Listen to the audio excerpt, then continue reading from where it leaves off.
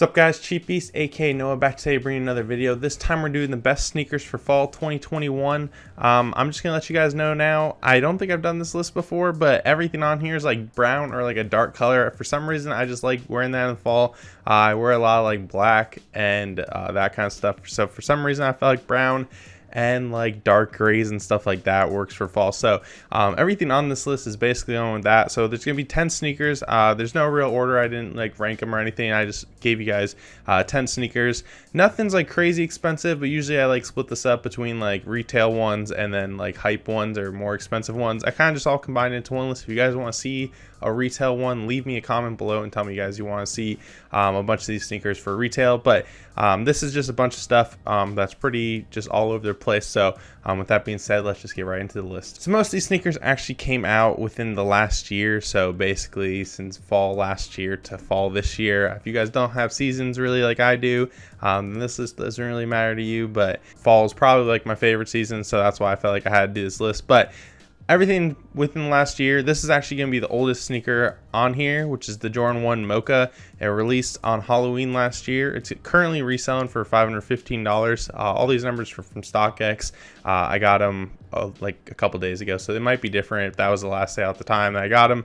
But if you guys don't know what it is, Jordan 1 Mocha, it's a cheaper alternative to the Travis Scott Jordan 1. Obviously you guys know that it's a crazy expensive sneaker. This one only $500, which is a lot more expensive than it was when it first released, but just a good neutral colors, brown, black, white, pretty easy colors to wear for fall. Obviously I really like it. Probably should have picked it up a while ago when it's not $515. It's the last sale. It varies between sizes, but definitely just a good sneaker to wear all the time. So the next one is a Jordan 1 Shadow 2.0, released this year in May. Currently it's reselling for about $275. They did release it a little bit ago. That's why I was actually able to pick it up. I have an unboxing of that, but this is a pretty cheap Jordan 1. I don't know if it's going to stay that cheap. Jordan 1s like tend to just get more expensive as time goes on, but it's black and gray. Only sneaker really on this list I think I have as far as right now, but I do like this one a lot. Obviously there's a Shadow 1.0, really cool, but it's a little more expensive. Shadow 2.0 not too bad. It is suede, so if you have like a water repellent kind of spray or anything like Rejuvenator has, definitely would spray with that, especially in the fall, because you never know what the weather is going to be like, at least around me, because it could snow just randomly one day. I think it's a cool sneaker. I like the grays, like the dark colors. Definitely something good for fall. The next one is actually one, if you guys have watched my top 10 sneakers of the year so far, it's the A Ma Maniére Jordan 3. It released in June of this year. It currently only resells for $376. I think this one's super undervalued. It's a really neutral colorway. It is a women's size, but the sizing is like goes up there, so I could actually get a pair. I think it's one of the better Jordans of the whole year. I did put it in like the top 10. I feel like it's either 1 or 2 on my list. I don't know if anything replaced it so far.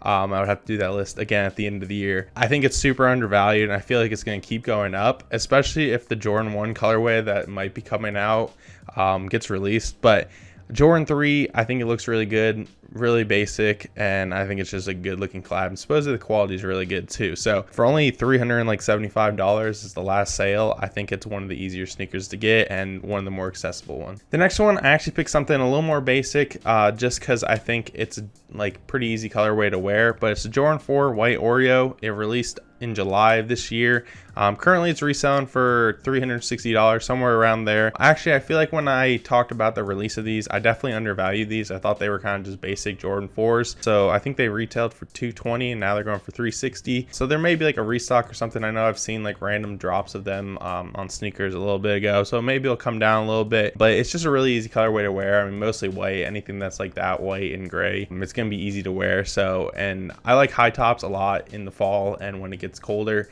just because that's what I like to wear, like with jeans and like actual like long pants and not just shorts. So super easy one to wear. Maybe the price comes down a little bit, which will be make it a little more easy to like have multiple pairs of this, but an all white sneaker, high top, not bad to have. So the last Jordan on this list is the Jordan 6 Travis Scott British Khaki. It released in April of this year. It currently is reselling around $500. Again, it's a brown colorway and a high top, which is like basically my qualifications to be in the fall sneaker releases for some reason. I don't know why I picked brown for a lot of this. I think because I just associate brown with fall, because like the leaves and stuff like that. So I don't know, picked it for that. But if you wanted actually a cool collab, obviously it's Travis Scott, and probably one of the cheaper Travis Scotts you could get. If you like the Jordan 6, I think it's a good model, and for only $500 for Travis Scott, it could probably go up a little bit in the future. It's obviously not going to reach the $1,000 range, at least not for a while, but only $500, not bad, cheaper than the Mochas. So if you wanted a Travis Scott, this would be one to get for fall. And then we have the Yeezy 500 Clay Brown. It's actually releasing on the 19th of this month, so it hasn't come out yet. So it's going to retail for $200 like every Yeezy. I would imagine it doesn't go up too much from then because there is some other brown Yeezys, but this is a 500 in the Clay Brown. But like I said, hasn't released yet, so there is opportunity to get it on Adidas Confirmed or Yeezy Supply coming up. There's still a few more days to get into that. And then once it comes out, I think you can find it kind of near retail, but it is brown like everything else on this list, and it's a Yeezy, which I don't mind the 500. I think it's actually a pretty decent model, and I feel like there hasn't been just a normal 500 in a while. So if you're looking for a brown Yeezy and you don't want to go 350, then this 500 that's coming out this month is a pretty good one. So another one that actually released recently is the New Balance Joe Fresh Goods 99 V3 outside close.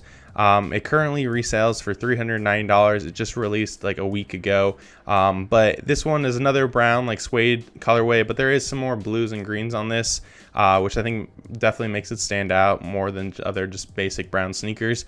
And then the outside close I think kind of just fits because obviously I think it was based on like being outside all the time as a kid, and at least in my childhood, being outside all the time in the fall, because the fall is the best weather in my opinion. So another good one, brown colorway, and a New Balance that I think fits the list, and I imagine it probably keeps going up because the Joe Fresh Goods collabs usually do pretty well. And now, probably the cheapest sneaker on this list. It's one that I've put, I feel like, on multiple other videos, but it's a Nike Blazer Move to Zero Glacier Ice, released in July. You may actually be able to find it for retail now, but on StockX, it resells for $110. So basically, retails $100. I feel like I always have to put a blazer on any one of these lists, especially just because I really like the blazer. Some of my favorite sneakers of all time are blazers, and I just think this colorway is actually pretty cool. I may try to pick it up here in the future.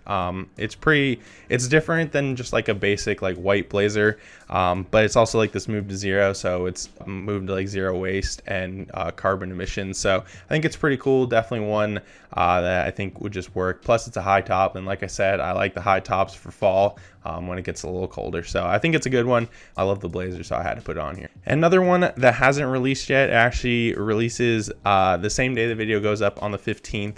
It's a Nike Fragment Sacai LD Waffle gray. There's also a blue one, but I like the gray a little bit better, and plus you can still get it for retail. The retail is for $170. It's a pretty neutral colorway. Like I said, it's all just gray. There's the blue one that's a little like darker, like a darker fragment blue. I think it's a cool color, or cool sneaker. It's just LD Waffle. There's been a couple LD Waffles before. This one's pretty basic. I like the gray. I think it looks pretty good basically on here because it's a simple colorway to wear, and it still hasn't come out yet. And the last one is one that I still don't really know if I like it or not. It's kind of weird, and this one actually is still releasing on Sneakers too. I think there was a earlier release this month, but resale right now is like $475. But it's a Nike Social Status Dunk Mid Free Lunch Chocolate Milk.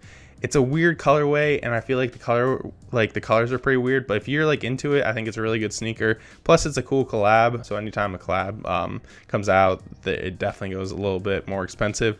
But it's a brown leather upper with like a pink swoosh on it, and then there's just some other like browns and like tans and kind of stuff like that. It's weird. It's a cool collab. I don't know if it's my favorite. As far as I know, it was pretty limited in the skate shops. I don't know how limited it is going to be with the sneakers release.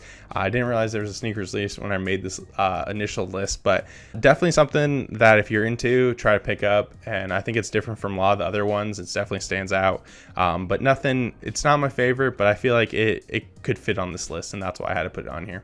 So that was the best sneakers in my opinion for fall 2021. Let me know in the comments what you guys think of the sneakers, or if you guys have any other suggestions of sneakers that you like to wear in fall. But I thought this was a pretty decent list. It's got a mixture of Jordans, a lot of Nikes. I feel like I always pick Nikes for a lot of these lists because I just like Nikes more, and I feel like they fit better because I like high tops, and there's a lot more Nike high tops than like Adidas or New Balance as far as I know.